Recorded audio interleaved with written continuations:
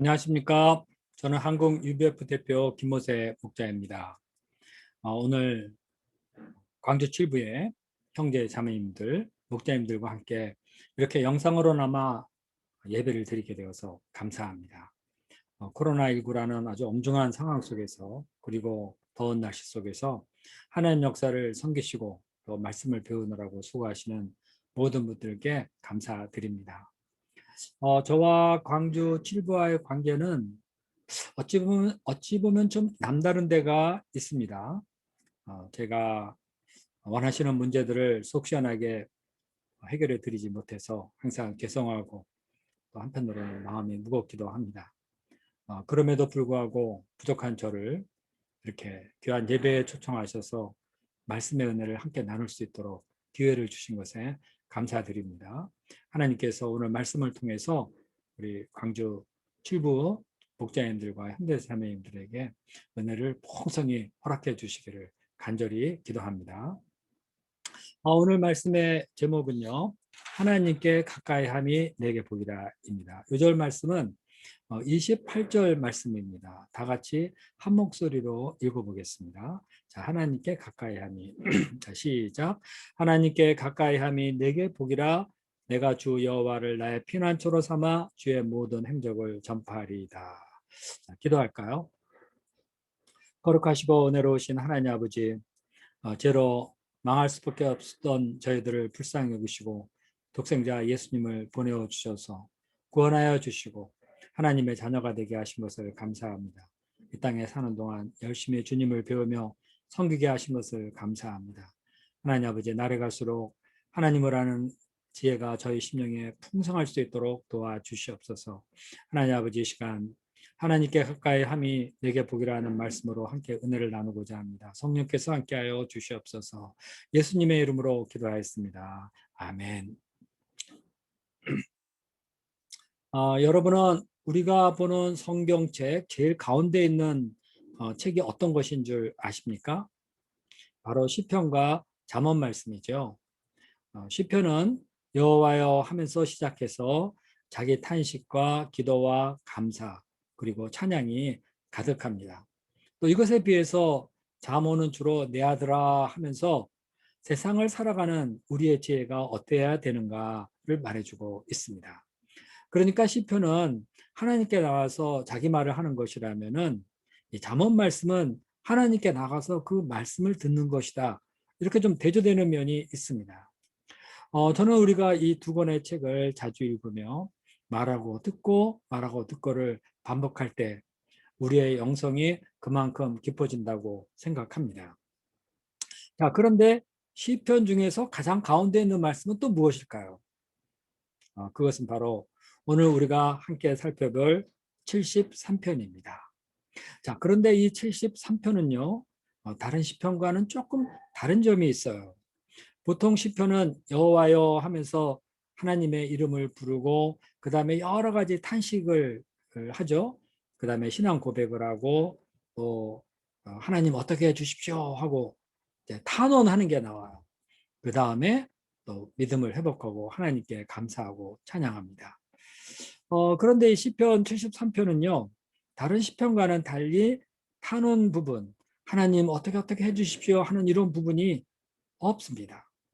대신 갑자기 하나님께 가까이 함이 내게 복이라 이런 말을 하면서 마칩니다. 자, 왜 그럴까요? 어떤 학자들은 이 28절 말씀이 구약 모든 가르침의 결론이다 이렇게 말을 하기도 합니다. 그래서인지 우리가 이 말씀을 대할 때 그 의미가 한층 심오하게 느껴집니다. 자, 이런 점에서 우리가 오늘 본문에 각별한 의미를 두면서 말씀을 살펴보는 것이 좋겠습니다. 자, 이것으로 우리가 이제는 언제 어디서든지 늘 하나님과 가까이 하는 복된 삶을 살 수 있기를 간절히 기도합니다. 자, 제1장 내가 어찌하면 이 일을 알까 1절부터 16절입니다.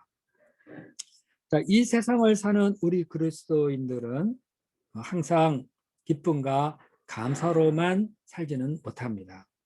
우리가 처음 예수님을 믿었을 때는 모든 것이 기쁘고 감사하고 저희 심령으로부터 찬양이 넘쳤죠. 저도 처음에 예수님을 믿을 때 아주 신났습니다. 세상 문제 다 해결된 것 같았어요. 그런데 이제 시간이 갈수록 세상을 보는 우리의 눈이 비록 신앙인이라 하더라도 좀 복잡해집니다. 세상에 불의가 가득하고 악인이 언제나 득세하면서 또 가만히 보면은 이런 사람들이 돈을 더 잘 버는 것 같아요. 유전 무죄, 무전 유죄가 이 사회의 공공연한 진리가 되어서 많은 사람이 억울하다며 한탄합니다. 우리는 이때 하나님이 이런 사람들을 어떻게 좀 싹쓸이해서 어떻게 해주시기를 좀 바라는 그런 마음이 있죠. 그래서 심지어 이것을 위해서 기도하기도 하는데 하나님은 응답이 없어 보입니다. 아니, 하나님은 지금 이런 세상을 보고 무엇을 하시는지 답답하다는 생각도 들죠. 저도 학생 때부터 불의에 대해서 분노하고 이렇게 저렇게 또 기도해보고 그랬지만은 세상이 별반 달라진 것 같지가 않습니다. 요즘 우리 그리스도인들이 겪는 어려움이 무엇입니까? 80년대에는 우리나라 기독교가 엄청 부흥하던 때였어요. 그래서 여성들의 신랑 후보감으로 목회자가 상위에 이렇게 랭크되어 있기도 했습니다. 그런데 요즘 기독교가 어떻게 취급받고 있습니까? 기독교 우리 인터넷 보면은 욕하는 글이 얼마나 많은지 몰라요. 더군다나 코로나19로 인해서요. 교회에서 집단 감염 기사가 나오면서 교회가 이제는 사회의 공공의 적이 된 듯한 그런 기분까지 듭니다. 이럴 때 저희들이 마음이 되게 속상하죠. 너무 답답해서 주여 어느 때까지 이래야 됩니까? 하는 이런 탄식이 절로 나옵니다. 그런데 하나님은 이런 우리의 탄식을 들으시는지 안 들으시는지 그냥 침묵만 하고 계시는 것 같습니다. 신정론이라는 것 있죠. 이것은 하나님은 언제나 정의로우시다, 옳다 하는 그런 건데요. 사실 현실 속에 살아가는 사람들은 악의 문제에 부딪히면서 하나님은 과연 이런 악에 대해서 관심을 갖고 계신가? 해결하려고 하는 의지가 있으신가 하는 끊임없는 의문을 갖게 됩니다. 하나님이 선하시다면 세상은 왜 이런가? 오늘 본문의 시인도 이런 점에서 고민하고 갈등하고 그리고 괴로워했습니다. 자, 1절 말씀을 보십시오. 하나님이 참으로 이스라엘 중 마음이 정결한 자에게 선을 행하시나. 자, 여기 선을 행하시나보다도 선을 행하신다로 해서 우리 한번 읽어보겠습니다. 이것은요, 시인이 그 마음 깊은 곳에 있는, 깊은 곳에 가지고 있던 그 믿음이에요. 그래서 우리가 이 말씀을 읽을 때는 힘차게 아멘 하고 대답해야 하는 거예요. 자, 행하신다로 해서 읽어보겠습니다. 자, 시작. 하나님이 참으로 이스라엘 중 마음이 정결한 자에게 선을 행하신다. 아멘. 이거 우리 모두의 믿음이지 않습니까? 이 고백은 우리 신앙의 전제가 되기 때문에 우리가 죄와 싸우면서 살아갈 수 있는 겁니다. 그런데 우리의 이런 아멘이 무색할 정도로 이제 시인은 하나님, 이 1절 말씀이 맞습니까? 하듯이 긴 탄식을 합니다. 2절과 3절을 보십시오. 시인은 나는 거의 넘어질 뻔하였고 나의 걸음이 미끄러질 뻔하였으니 내가 악인의 형통함을 보고 오만한 자를 질투하였음이로다. 시인은 길을 가다가 악인의 형통함을 보면서 놀라서 뭐 돌부리에 걸려 넘어지는 것처럼 그렇게 넘어질 뻔했고요. 또 바나나 껍질을 밟은 것처럼 갑자기 미끈하면서 그냥 와당탕거리면서 넘어질 뻔하였습니다. 아니 저런 악인들이 심판을 받지 않고 어떻게 저렇게 모든 일에 형통하지? 저 오만한 사람이 잘 나가잖아. 자, 여기서 형통이다 하는 말은 히브리 말로 샬롬입니다. 우리는 이 말을 이제 평화 이렇게 번역을 하는데요. 이 원래의 뜻은 앞뒤가 완벽하게 맞아떨어져서 조금도 부족함이 없이 잘 살고 있는 것. 이것이 샬롬의 뜻입니다. 정말 가만히 보니까 아기들은 죽을 때에도 고통이 없는 것 같아요. 악인이 살 때는 뭐 그렇게 뭐 어떻게 산다 하더라도 적어도 죽을 때에는 갑자기 지옥 공포에 시달리면서 내가 이렇게 사는 게 아니었는데 눈앞에 지옥이 보이는구나 하고 소리를 질러야 하겠는데 그들은 죽는 것도 아주 평안하게 잘 죽습니다. 죽을 때는 기운이 좀 빠져서 좀 비참한 물거리라도 해 주어야 의인들이 그 모습을 보면서 그래 결국 너도 별 수 없는 거야 하는 말이라도 좀 할 수 있을 텐데 4절 후반부를 보면은 그들은 죽을 때까지 힘이 강건하다 이런 말이 있어요. 장례식에 조문객도 많고 그들의 무덤은 크고 또 멋있습니다.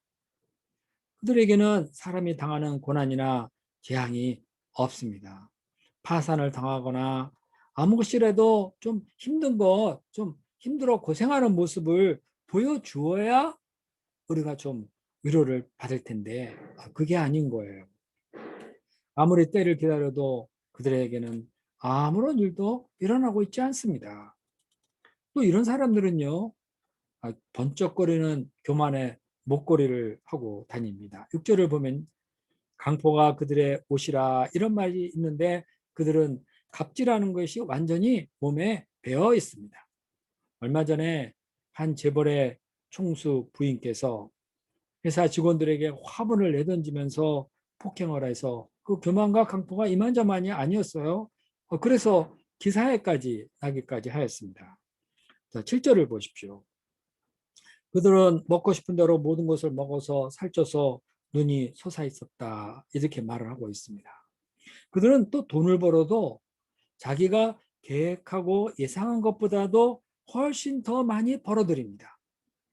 자, 우리는 어디다 조금만 투자하려고 해도 좀 간이 떨리고 그리고 또 모처럼 했는데 손해를 보는 경우가 많이 있는데 하나님은 악인을 오히려 돌보아 주시는지 때마다 대박을 터뜨리면서 돈을 자기들이 생각했던 것보다 더 많이 벌어들입니다. 그리고 이런 악인들은 그 입술의 말도 험합니다. 그들은 사람들을 능욕하고 악하게 말을 합니다. 높은 데 앉아서 아주 거만하게 말을 해요. 자, 구절을 보겠습니다. 그들의 입은 하늘에 두고 그들의 혀는 땅에 두루 다니도다 이렇게 말하였는데 이것은 하나님에 대해서 그들이 말도 마구 한다는 겁니다. 야, 하나님을 믿느니 내 주먹을 믿어라. 뭐 이런 식이죠. 그들의 혀는 땅을 두루다닌다 하는데 이거는 여기저기 그 믿음으로 선하게 살고 있는 사람들을 비웃으며 욕하고 무시한다는 그런 뜻입니다. 아니 하나님을 믿으면 잘 된다고 하더니 도대체 너희들의 꼴이 그게 뭐냐? 하나님이 어디 있다는 거냐? 이들을 보고 있어야 하는 하나님의 백성들은 마음이 얼마나 괴롭겠습니까? 여기에다가 믿음이 약한 이스라엘 백성들은 이런 사람들의 이 권세와 말에 유혹이 되어서 동조하면서 그들이 부어주는 제약의 물을 마시고 같은 범죄를 합니다. 자, 이것을 두 눈 뜨고 바라봐야 하는 시인의 마음은 어떻겠습니까? 자, 12절을 보십시오. 자, 볼지어다부터 한번 읽어볼까요? 자, 시작. 볼지어다 이들은 악인들이라도 항상 평안하고 재물은 더욱 불어나는도다. 자, 여기서 이 볼지어다 하는 이 말은 참으로 말도 안 되는 기가 막힌 일이 일어났으니까 보라 하는 그런 말입니다. 또 여기서 항상이라는 말과 더욱이라는 말을 또 주목해 볼 필요가 있어요.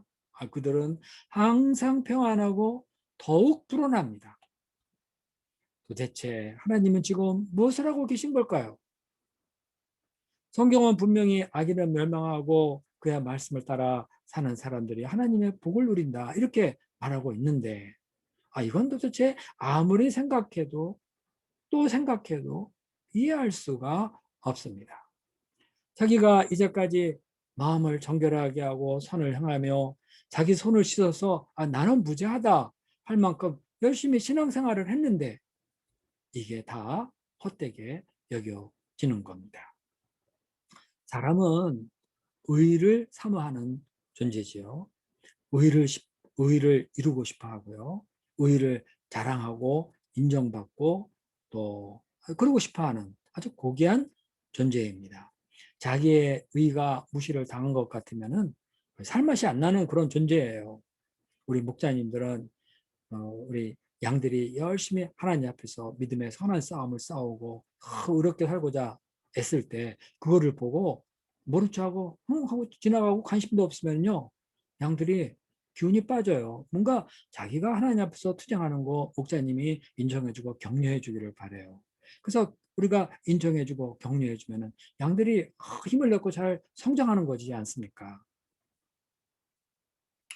자, 하여튼 우리는 의로운 투쟁을 하지만 이거에 대해서 하나님이 인정해 주지 않은 듯하고 내가 힘들면은 정말 마음이 어려워지는 겁니다. 자, 14절을 보면요. 시인의 괴로움은 여기서 끝나지 않습니다. 자, 14절 볼까요? 나는 종일 재난을 당하며 아침마다 징벌을 받았도다. 아침마다 징벌을 받았대요.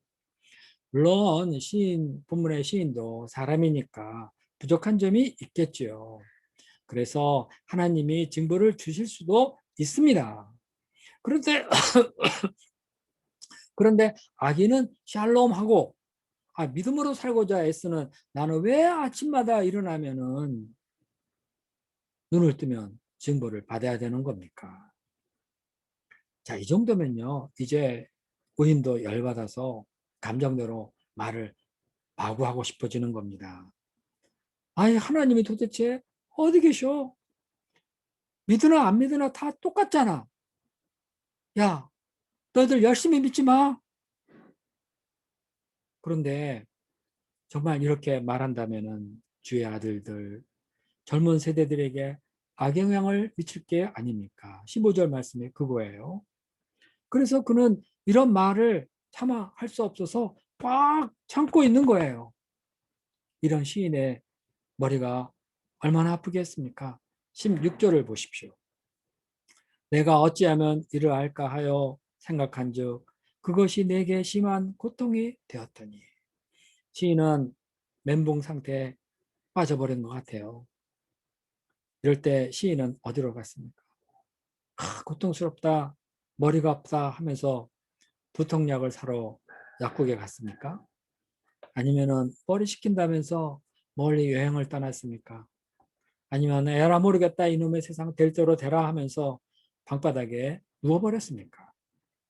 자, 제2장 하나님의 성소에 들어가다. 17절부터 28절 말씀입니다. 자, 17절 말씀 다 같이 읽어보겠습니다. 하나님의 성소에, 자, 시작. 하나님의 성소에 들어갈 때야 그들의 종말을 내가 깨달았나이다. 시인은 하나님의 성소에 들어갔습니다. 여기서 하나님의 성소라고 하는 것은 하나님이 임재해 보신 것을 말합니다. 자, 여기서는 문맥상 하나님께 나아가 기도하는 것 혹은 하나님의 말씀 앞으로 나가는 것을 의미한다고 볼 수 있겠습니다. 자, 그는 하나님 앞에 나가서 기도했습니다. 상처나고 답답한 마음을 부여잡고 기도하면서 하나님 말씀 앞에서 씨름하고 그 답을 찾고자 한 것입니다. 이런 사람을 기독 지성인이라고 말하는 겁니다. 지성인은 말을 함부로 하지 않죠. 자기 감정을 억제하고 진리를 탐구하고 거기서 답을 얻으면 그 답대로 행하는 사람입니다. 자, 그러니까 기독 지성인은 보통 세상 사람들이 말하는 그런 지성인과 달리 자기 생각이나 자기 철학으로 뭐를 하려고 하지 않고 하나님 말씀 앞에서 답을 찾고자 합니다. 그리고 말씀 안에서 깨닫고 거기서 얻은 방향을 따라서 행동하죠. 자, 우리도 문제를 들고 이렇게 하나님 앞으로 나올 수 있어야 하겠습니다.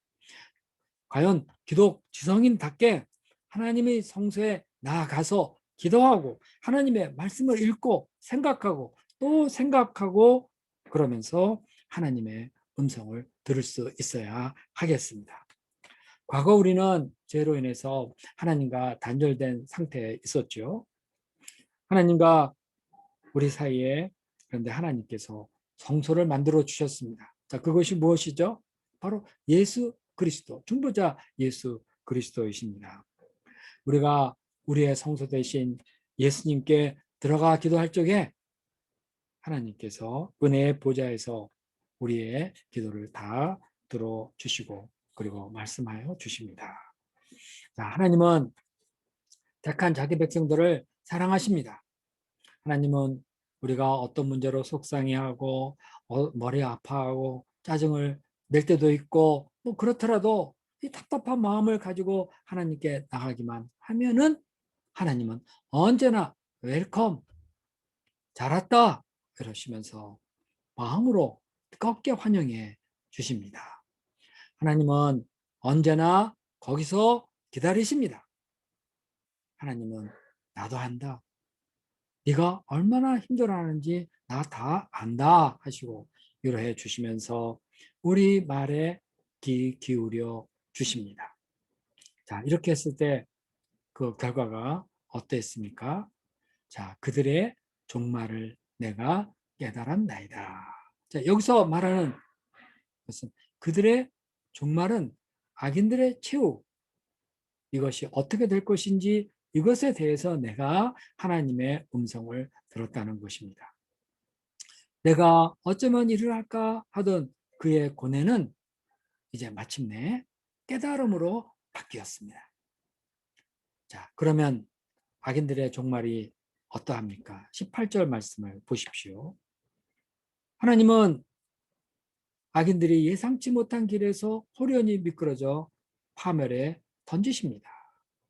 악인들은 겉보기에는 안전한 길을 가고 있는 것 같지만 사실 언제 무너질지 모르는 아주 불안한 길을 가고 있는 겁니다. 이런 길을 걷는 그들은 어느 날 갑자기 황폐되어서 사람들이 놀랄 정도로 전멸하여 버리고 말 것입니다. 자, 공의는 하나님의 영원한 속성입니다. 하나님은 불의를 미워하시고 결국에는 최후의 심판 때 그 행위대로 다 갚아주십니다. 악인은 이렇게 영원히 멸망할 것입니다. 이들의 존재가 얼마나 허망한 것입니까? 우리가 간밤에 무슨 꿈을 꿨는지 자고 나서 기억하려고 그러면 기억이 잘 납니까? 안 납니다. 잊혀진 바 되죠. 이 세상의 악인도 그래요. 그 악인들이 우리 눈에는 아주 오랫동안 잘 살 것 같지만 다 일장춘몽 같은 거예요. 때가 되면은 그들은 우리가 꿈을 있던 순식간에 우리 앞에서 완전히 사라져버리고 맙니다. 이런 것이 바로 악인의 운명이에요. 그러니까 악인의 모습을 보면서 우리가 뭐 머리 아파할 필요가 없어요. 잠깐 있다가 사라지는 존재들이다. 자, 그런데 시인은 이것을 깨닫게 되자 과거 자기가 하나님은 어디 계신가 하며 의심을 했던 것 때문에 마음이 심란해졌습니다. 양심에 찔린 거죠. 네. 그리고 악인들의 종말이 어떻게 될지 깨닫게 되고 나서야 과거 자신이 얼마나 우매무지한 짐승과 같이 함부로 행했는가 이것을 알게 되었습니다. 그리고 회개하였습니다. 사람이 하나님이 어떻게 역사를 섭리하시고 이 세상을 운영하시는지 어떻게 알 수 있겠습니까? 어떤 사람의 운명이 어떻게 전개되어 갈지 누가 알 수 있겠습니까? 악인이 형통하게 되든 의인이 좀 고통을 받게 되든 전능하신 하나님께서 다 알아서 하시겠다는데 왜 우리가 이 조그마한 머리를 부여잡고 하나님 왜 이러십니까? 하고 말할 수 있겠습니까? 하나님은 다 계획을 갖고 계십니다. 23절을 보십시오. 그래서 하나님은 무지한 우리의 오른손을 붙들고 인도해 주십니다. 주의 교훈으로 나를 인도하시고 후에 영광으로 나를 영접하시리이다. 하나님은 자기 백성의 손을 잡고 교훈하시며 인도해 주십니다. 이스라엘 백성들이 출애굽했을 때 그들은 무지한 노예였습니다. 그러나 하나님은 시내산에서 강림하셔서 그들에게 십계명을 주셨죠. 그들에게 진리의 말씀을 주셔서 하나님이 어떤 분인지 가르쳐 주시고 그들이 진리 안에 거하는 거룩한 백성이 되게 하셨습니다. 그들을 불과 구름 기둥으로 인도해 주시고 적과 꿀이 흐르는 약속의 땅 가나안으로 이끌어 주셨습니다. 그야말로 그들을 하나님은 영광 중에서 인도하시고 영광으로 인도해 주신 것입니다.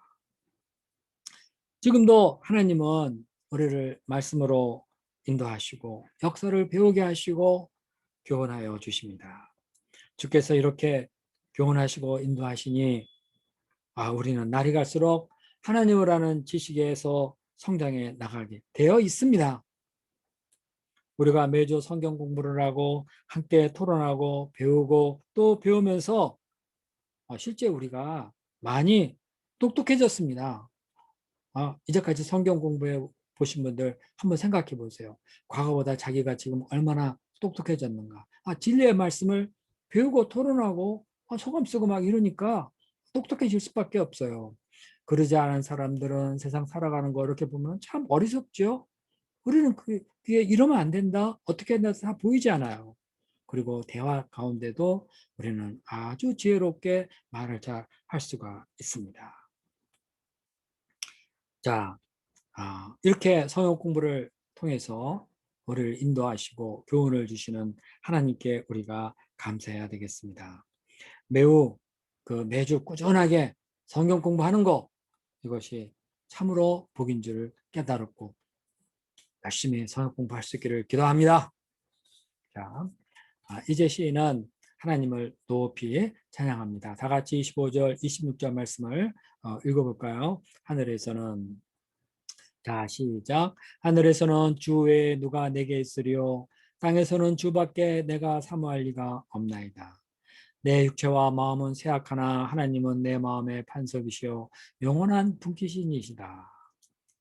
하나님이 지으신 이 광활한 우주와 우리 눈에 보이는 온 세상에는 오직 하나님 한 분만이 계실 뿐입니다. 전능하시어 천지를 창조하시며 만물을 그 뜻대로 주관하시고 섭리하시는 이 하나님 말고 우리에게 누가 있겠습니까? 삼라만상의 아름다운 조화를 이루시며 온 세상을 자비와 공의로 통치하시며 이끌어 가시는 이 하나님 외에 우리가 사모할 자 그 누구겠습니까? 세월이 가면 우리의 육체도 마음도 쇠약해지지만 이 하나님은 우리 마음의 반석이시요 영원한 본깃이 되십니다. 이 하나님 안에서 우리가 다시 생명을 얻고 소생할 것입니다. 무릇 주를 멀리하는 자는 망하리니 음녀같이 주를 떠난 자를 주께서 다 멸하셨나이다. 자, 이런 것을 생각해 보면은 지금 악인이 어떻게 형통하든 그런 것에 큰 신경을 쓸 필요가 없습니다. 하나님이 모든 것을 다 알아서 완벽하게 처리하시고 스스로 영광을 받으실 것이기 때문에 그런 거예요. 자, 시인은 이때서야 하나님께 대한 온전한 믿음을 갖게 되었습니다. 그래서 본문의 시인은 하나님 내 원수를 갚아주소서 하는 이런 이 한탄 대신에 탄식 대신에 한 가지 분명한 방향을 잡게 되었습니다. 자, 우리 28절 말씀을 다 같이 큰 소리로 읽어볼까요? 자, 하나님께 가까이 함이 시작. 하나님께 가까이 함이 내게 복이라. 내가 주 여호와를 내 피난처로 삼아 주의 모든 행적을 전파하리이다. 자, it is good to be near God. 자, 여기서 내게 복이다 하는 말을 good 이렇게 표현했지만요. 실제적인 의미로는 이거는 베스트, 최고다 이런 의미예요. 이런 것이에요. 시인은 이제 하나님을 온전히 신뢰하며 세상의 악인의 문제도 의인이 잠시 고통받게 되는 것도 다 하나님께 맡겼습니다. 하나님이 다 알아서 하실 것을 이제 믿었기 때문인 것입니다. 이제 시인에게는 하나님께 가까이 나가는 것 이거 하나 남았어요. 이것이 바로 지혜요, 소망이요, 또 최고의 안전이요, 평화요, 부요함이요, 모든 것에 대한 해결책이고 대답인 것입니다. 하나님이 모든 것을 완벽하게 이루십니다. 그래서 이제 그는 주 여호와를 피난처 삼아 주의 모든 행조, 그의 의로우심과 자비하심을 세상에 널리 전파하겠다. 이렇게 말을 하고 있어요. 성소에 들어가기 전까지만 해도 그는 하나님 도대체 뭘 하시는 거야? 막 이렇게 말을 했지만 이제는 그 반대로 하나님을 온 세상에 전파하겠다. 결국 세상의 승리자는 하나님의 성소에 들어가는 자요. 하나님께 가까이 나아가 그의 음성을 듣는 자다 하는 것을 알 수 있습니다. 자, 그렇다면 하나님께 가까이 나가는 것, 이건 어떻게 하는 것일까요? 여러 가지 생각해 볼 수 있겠지만 먼저는 하나님께 나아가 기도하는 것, 이것이죠. 세상에는 답답한 일이 많이 있습니다. 억장이 무너질 것 같은 일도 있고요. 억울한 일도 많고 하도 답답해서 누군가를 붙들고 호소하고 싶기도 해요. 그런데 누구 붙들고 호소한다고 해결이 되나요? 이럴 때 하나님께 나가 기도하며 마음에 있는 것을 다 토로해 나가는 것, 바로 이것이 하나님께 가까이 하는 것입니다. 우리를 구원하시고자 독생자를 주시기까지 하셨는데 우리 인생에 어떤 고민, 고뇌인들 들어주시지 않으시고 도와주시 않으시겠습니까? 둘째로 하나님의 말씀을 주야로 묵상하는 것, 이것이 하나님께 가까이 하는 것이다 이렇게 말할 수 있겠습니다. 우리는 무지하지만 하나님 말씀 앞에 나아갈 때 우리는 하나님의 뜻이 무엇인지 깨닫게 되고 또 하나님을 올바로 섬길 수 있는 지혜를 얻게 됩니다. 시편 119편 130절 아주 유명한 말씀이죠.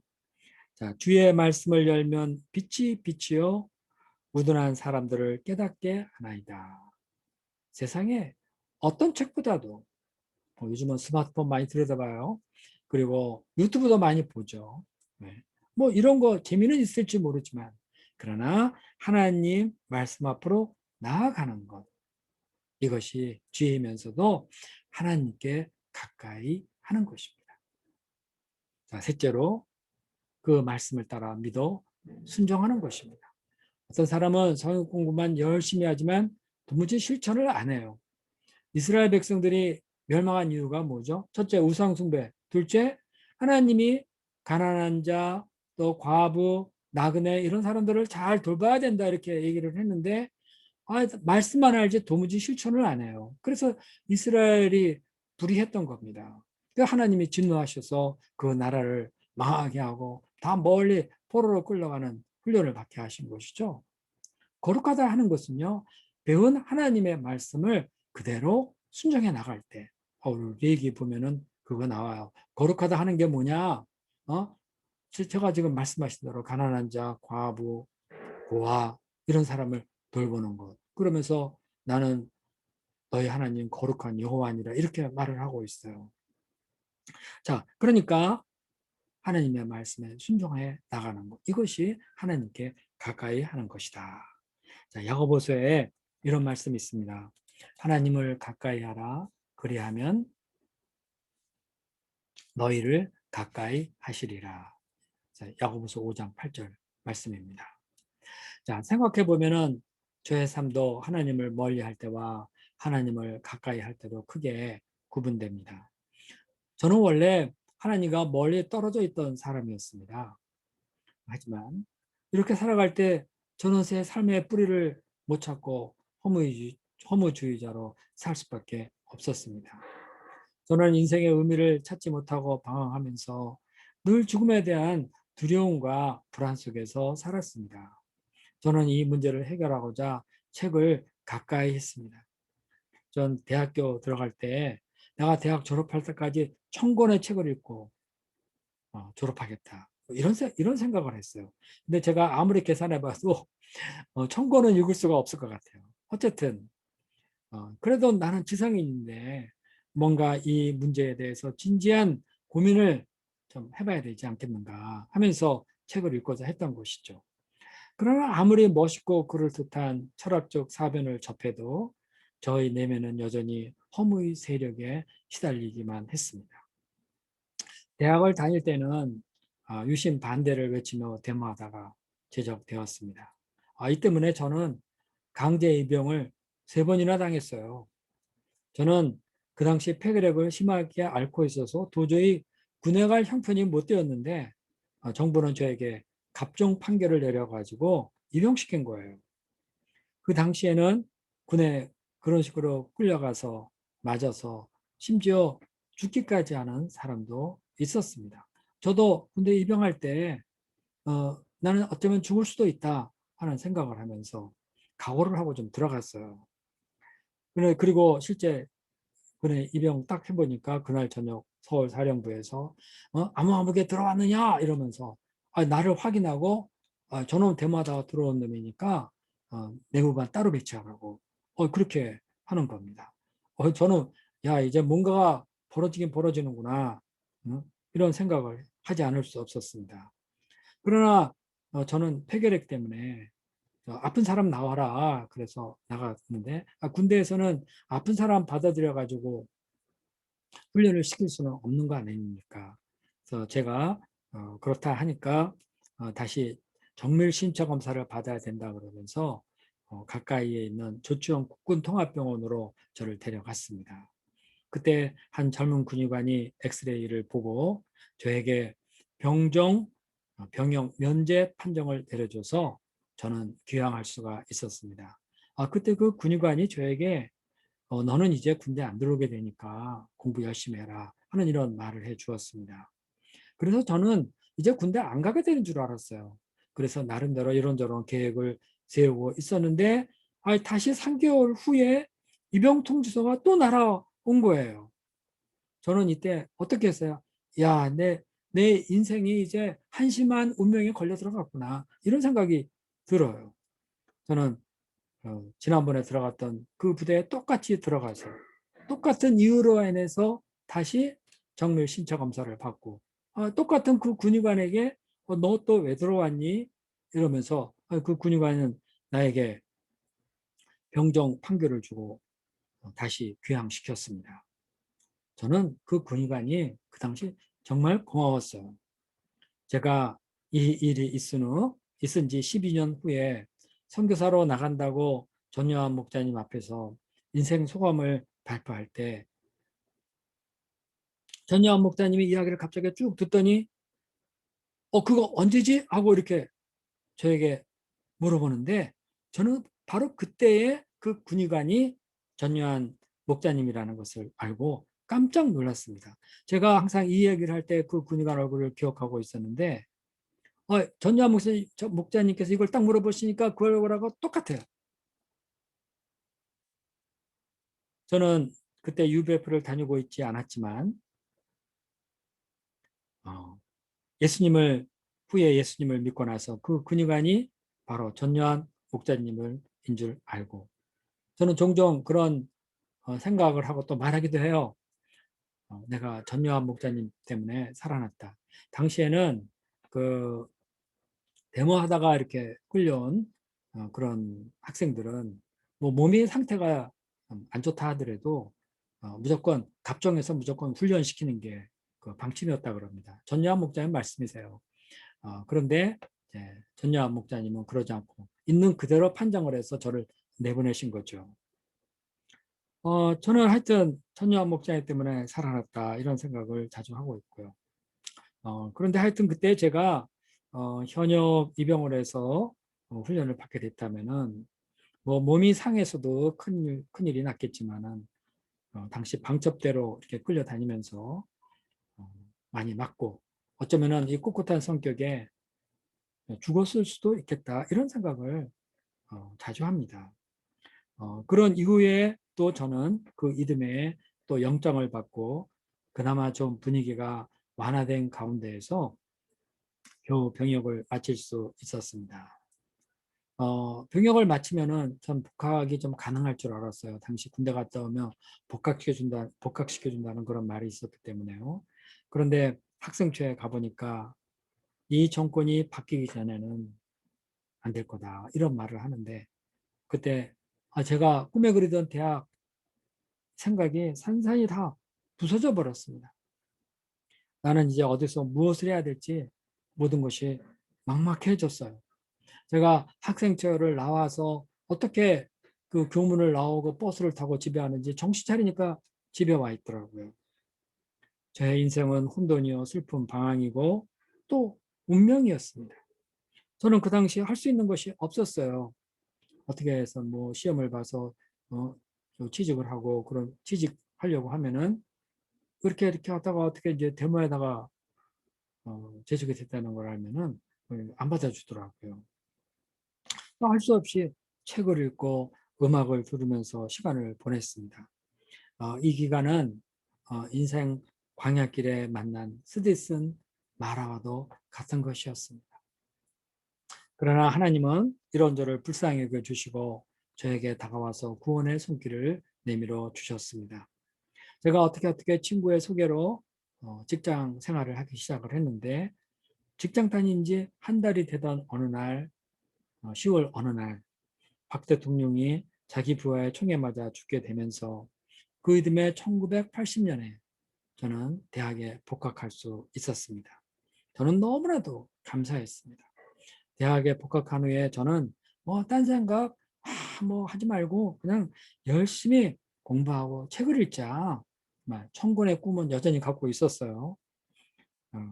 저는 그런데 이제 이러던 중에 어, 당시 5.17 광주 사태 이렇게 말을 하죠. 5.17 광주 민주항쟁 때문에 5월 18일 휴교령이 전국적으로 내렸습니다. 그래서 학교가 문이 닫히고 저는 집에 있게만 됐어요. 집에서 부모님들은 제가 데모를 하다가 복학을 했기 때문에 그 당시 되게 위험하다고 밖에 나가지 못하게 하고 집에만 있게 하였습니다. 실제 이렇게 신문을 보니까 저와 같이 복학한 그 친구들이 그 데모를 가담해서 계엄사령부에 끌려가고 하는 게 막 나오더라고요. 저는 뭐 집에 꼼짝없이 틀어박혀서 그야말로 공부를 했습니다. 공부를 하다 안 되니까 제가 어느 만큼 했는지 하여튼 지겹더라고요. 그래서 야 이거 뭐 좀 재밌는 거 없나 이러면서 그야말로 방바닥에 이렇게 누워가지고 방을 휙 한번 보는데 책꽂이에 그, 그 휴교가 내리기 이틀 전에 같은 과 여학생이 나를 보라고 어, 빌려준 나는 할렐루야 아줌마였다라는 책이 보였습니다. 저는 당시 이런 책 아주 싫어했습니다. 지성인이 이런 책을 읽고 또 제목이 너무나 촌스럽고 웃기는 거예요. 나는 할렐루야 아줌마였다. 저는 이 여학생이 이 책을 줄 때 여학생의 성의를 생각해서 받았다가 제 집에 책꽂이에 꽂아놓고 일주일 후에 잘 봤어 하고 돌려주려고 그랬어요. 그런데 이틀 후에 휴교가 되는 바람에 이렇게 방에 뒹굴다가 이렇게 보다가 그 책을 딱 발견하고 그 책을 손에 딱 잡아본 겁니다. 그 책을 딱 잡아보면서 뭐 이런 책이 다 있어. 하여튼 제목도 이상하고 그야말로 그 심심풀이로 첫 장을 넘겨보니까 뭐 흑백 사진도 있고 뭐 그래요. 근데 한 페이지 읽어보니까 뭐 어쩌다가 보니까 한 페이지 다 읽고 두 페이지 읽게 되고 세 페이지 뭐 이렇게 읽어가면서 재밌네 하면서 이제 막 읽어 내려가다가 도중에 아이고 하나님이 계시네 하면서 책을 다 읽고 나서는 책을 예수님을 영접했습니다. 그리고 혼자 그 있던 성경 그걸 꺼내다가 읽고 막 나름대로 기도를 했어요. 저는 그해 8월 여의도에 있었던 민족 대복음성회가 거기에 나가서 금식 기도로 준비하고 네 발로 나가서 그 당시 빌브라이트 목사님 인도로 예수님을 영접했습니다. 그날 집에 돌아와서 혼자 기도를 하는데 그때 내 마음에 임한 하나님이 주신 그 평강 지금도 저는 결코 잊을 수가 없습니다. 하나님이 가까이 다가와서 내 영혼을 따뜻하게 감싸 주시는 것을 저는 처음 느꼈어요. 너무나 마음이 평안했어요. 그리고 저는 그해 가을 UBF로 인도되어서 창세기, 요한복음, 말씀을 공부하면서 제 안에 저를 그토록 괴롭히던 이 허무의 세력이 완전히 사라졌다는 것을 알게 되었어요. 어느 날 보니까 내가 허무해하지 않아요. 과거에는 상효가 지나가는 것만 봐도 뭐 어디 이렇게 그 골목에 초상집 등불 노란 거 켜놓잖아요. 그런 것만 봐도 또 죽음이라는 글자만 봐도 가슴에 덜컥 내려앉고 그냥 그 허무의 세력에 휩쓸려서 엄청나게 고통을 했었어요. 그런데 이제는 아무리 그런 거를 봐도 그런 거를 생각을 해봐도 도무지 그런 과거의 허무가 내 안에 없는 겁니다. 허무해 보려고 해도 안 돼요. 저는 뛸 듯이 기뻐하면서 이후 말씀과 함께 사는 삶을 살게 되었고 또 많은 은혜 속에서 목자가 될 수 있었습니다. 물론 제가 하나님의 훈련을 받느라고 신앙생활의 굴곡이 참 많았습니다. 그렇지만 저는 이런 훈련을 통해서 하나님께 가까이 나가는 것을 배웠고요. 하나님을 전폭적으로 신뢰하는 것도 배우면서 성장해 나가게 되었습니다. 이제는 무슨 일이 있어도 하나님을 나의 피난처로 삼아서 하나님이 이루신 행적을 전파하는 삶을 살게 되었습니다. 그러면서 오늘까지 이른 것입니다. 돌이켜보면 과거 말아갔던 인생이 예수님으로 인해서 단물로 바뀌었습니다. 대학에서 제가 외국어대학교 74학번이거든요. 74학년도부터 제적당하고 그리고 80년에 법학을 하기까지 그 6년의 시간 동안 정말 고통스러운 기간이었지만 예수님을 믿고 나니 예수님 안에서 그 모든 것이 다시 해석이 되었습니다. 그것은 제 인생의 보물창고와도 같은 것이 되었습니다. 이 때문에 저는 감사를 하게 되었고 하나님께 나아갈 수 있는 겸손을 배우게 되었고 우리 인생의 주관자가 하나님이시라는 것, 또 이 세상은 하나님이 통치하시고 섭리해 나가신다는 것, 한 개인의 삶도 그렇다 하는 것을 알게 되었습니다. 제가 그때 예수님을 그때 데모로 제적되지 않았다면 하나님을 믿었을까요? 그러지 않았을 거라는 생각이 듭니다. 당시 저에게 교회를 다니자 뭐 이렇게 전도한 친구들이 몇 명 있었는데 저는 그런 친구를 볼 때마다 참 무시했어요. 한심한 예수쟁이들 이러면서 거절을 하고 그러던 사람이었는데 이제는 제가 목자가 되고 전파하는 전도자가 되었습니다. 뭐 당시 제가 아무것도 할 수 없는 그때 정말 그야말로 혼자서 책을 읽으면서 문학, 철학 그리고 또 음악 공부도 또 열심히 막 했어요. 그런데 그것이 지금 저희 목자 생활을 얼마나 풍성하게 해주는지 모릅니다. 제가 목자 생활을 하면서 또 메시지를 쓰면서 말씀을 가르치면서 얼마나 많은 인용과 사상이 여기서 나왔는지 모릅니다. 인간에 대한 깊은 이해도 배우게 되고 하나님께 가까이 하는 삶을 살게 되니까 과거의 고통이 다 감사로 되어버린 것입니다.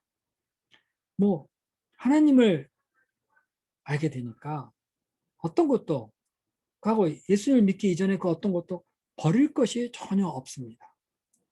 저는 신앙생활을 하면서 많은 말씀을 받았지만은 하나님께 가까이 함이 내게 복이라 하는 이 말씀과 같이 내 신앙생활에 아주 분명한 방향을 준 말씀이 없습니다. 지금도 저는 기도할 때마다 또 무슨 문제가 있다고 생각할 때마다 또 이 말씀이 떠오를 때마다 하나님 앞에 나가 무릎 꿇고 기도합니다. 이 세상의 악에 대한 분노가 일어나고 속이 상할 때 있죠. 네, 저는 하나님께 가까이 함이 내게 복이라 이러면서 하나님께로 나아갑니다. 목자 생활을 할 때도 갖가지 인간적인 고뇌와 갈등이 있을 것 아닙니까? 또 나도 사람인데 이런저런 오해를 받으면 따져보고 싶은 거 있지 않겠어요? 시시비비를 가려보고 싶기도 합니다. 나라고 정말 할 말이 없겠습니까? 무엇보다도 억울하고 내 진심이 무시당하는 것 같다. 이렇게 될 때에는 참기 어렵죠. 그러나 사람한테 뭐 가서 따져본다고 해서 문제가 해결이 제대로 되던가요? 오히려 본전도 못 건지고 피차 상처만 받을 뿐입니다. 사실 어떤 때는 내가 잘못하는 경우도 많지 않습니까? 그럼 부끄러워요. 그럴 때 어떻게 해야 할까요? 어느 때든지 하나님께 가까이 함이 내게 복이라. 이 말씀을 붙들고 조용히 기도합니다. 이렇게 기도하다 보면 어느덧 내 마음의 온갖 갈등이 다 사라지고 해결될 것 같지 않은 사람들의 문제도 없어지고 주변이 정리되어 가는 것을 많이 발견하게 됩니다. 또한 하나님께 가까이 함이 내게 복이라 하는 이 말씀은 제가 하루 3번 기도하고자 하는 방향을 갖게 했습니다. 왜냐하면 기도 한 번 하는 것보다는 2번 하는 게 하나님께 더 가까이 하는 거고 2번보다는 3번 하는 것이 하나님께 더 가까이 하는 것이라고 생각했기 때문입니다. 그래서 뭐 오전에 한 번, 오후에 한 번, 저녁에 한 번 이런 나름대로의 패턴을 잡아서 이렇게 기도를 하고 있습니다. 뭐 물론 어떨 때는 기도하기 정말 힘들 때 있어요. 한 번 겨우 할 때도 있습니다. 그러나 언제나 내 마음속에는 하나님께 가까이 함이 내게 복이라 하는 이 말씀이 있어서 순간순간 결단하고 방향 잡고 하나님 앞으로 나아가 기도하게 됩니다. 제가 작년에 갑작스럽게 한국 UBF 대표가 되었습니다. 그런데 뭐 이 일을 어떻게 감당해야 될지 실제 해보니까 뭐 복잡한 문제들이 꽤나 있어요. 해결해야 될 일들이 참 많이 있습니다. 걱정이 되고 이거 어떻게 해결해야 되는가 막막한 점이 있습니다. 그러나 저에게는 하나님이 주신 말씀이 있습니다. 하나님께 가까이 함이 내게 복이라. 그래서 저는 오늘도 이 역사를 섬길 수 있는 겁니다. 기도할 때마다 할 일을 알게 하시고 또 하나님이 필요한 동역자를 붙여주시고 지혜를 주시고 일하게 하십니다. 그러니 내가 이 하나님의 외에 사모할 자가 누가 있겠습니까? 그래서 저는 이 말씀을 생각할 때마다 가슴이 설레입니다. 하나님께 가까이 함이 내게 복이라. 이 말씀 자체가 저에게는 언제나 감동이에요. 기도를 많이 하시기 바랍니다. 시인이 고뇌의 고뇌를 거듭하다가 성소에 들어가서 마침내 깨닫고 하나님을 노래했듯이 주의 말씀 앞으로 나아가 엎드려 기도할 때 하나님이 다 이루어 주십니다.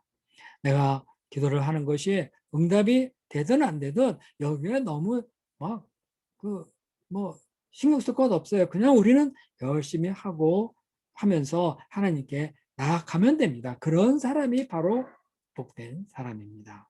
그러면 하나님이 알게 모르게 다 문제를 진정시켜주고 해결해 주십니다. 자, 이제 우리가 할 일은 무엇일까요?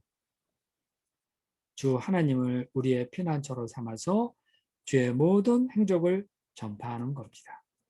독생자를 주시고 우리를 위해 구원의 길을 활짝 열어놓으신 이 하나님의 사랑을 널리 세상 가운데 전파하는 것입니다. 세상의 불의로 죄로 상처난 사람들에게 예수 그리스도의 사랑을 전파하는 겁니다. 이것이 우리가 하나님의 사람으로서 이 세상에 줄 수 있는 최고의 선물인 것입니다. 자, 세상에 많은 사람이 돈이 최고다 하고 돈을 가까이 하고자 합니다. 어떤 사람은 공부를 잘해야 된다 이렇게 말하는 사람도 있어요.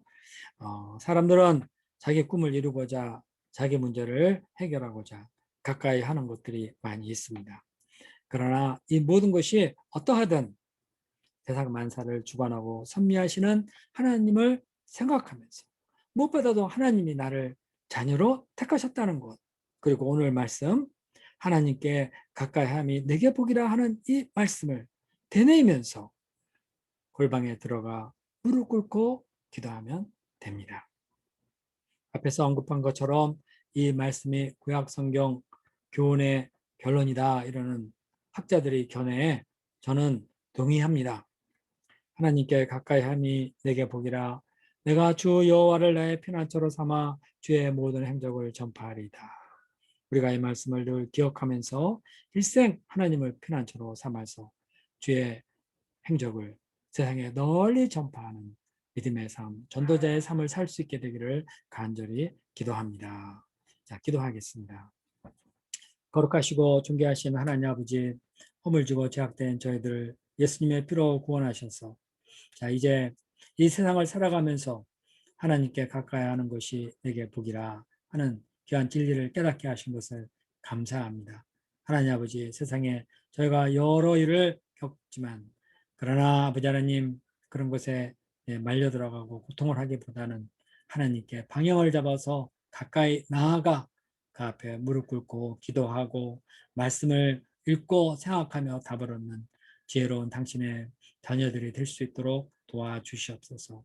독생자를 주시기까지 저희를 뜨겁게 사랑하신 이 하나님의 행적을 온 세상에 널리 전파하는 전도자의 복된 삶을 살 수 있도록 하여 주시기를 간절히 기도합니다. 모든 은혜를 감사하며 예수님의 이름으로 기도하였습니다. 아멘. 자, 마치겠습니다. 감사합니다.